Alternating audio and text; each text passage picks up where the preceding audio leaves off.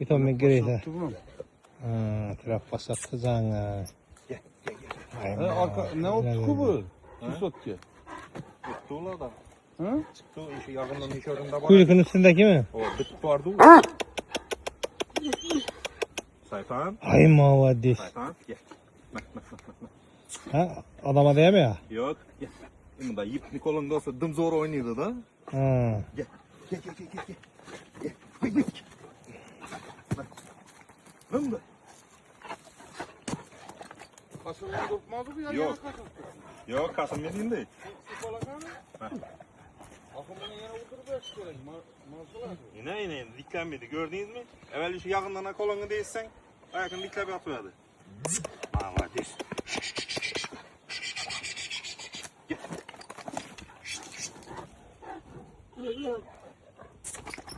Doğrulttu bu.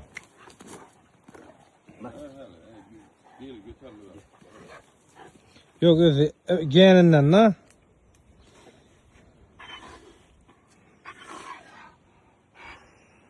Çiğsi. Kaliber kalası okudun ku. Mak şeytan. Şeytan mak.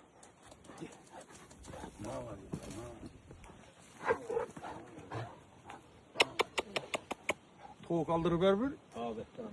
Bu tay. Hay mallah. Ay bu az ku bu. Yok netmedi. Ölçedim yine akşam ötken gün ölçedim. Çekene çıktı. 78. 85 adım onda. Tünü 15 gün burun 11 10 gün la burun ölçeğimde 77 dedi.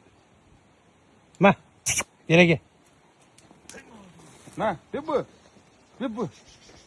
Bir bu mu? Bir bu. Dur bu çıkacak.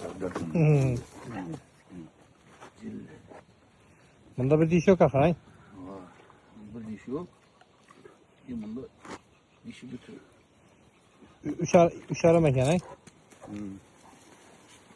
Ma. Gel. Ma. Gel bak. Gel bak. Ey. Ma. Şeytan. Ştorum. Ay mallah dis şeytan.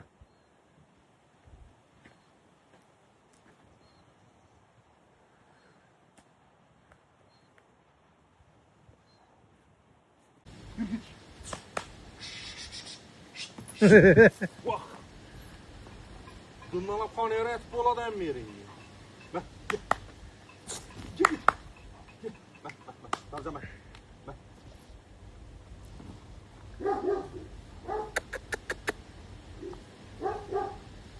Oram senin kim sonra buraya bir şey vermesine.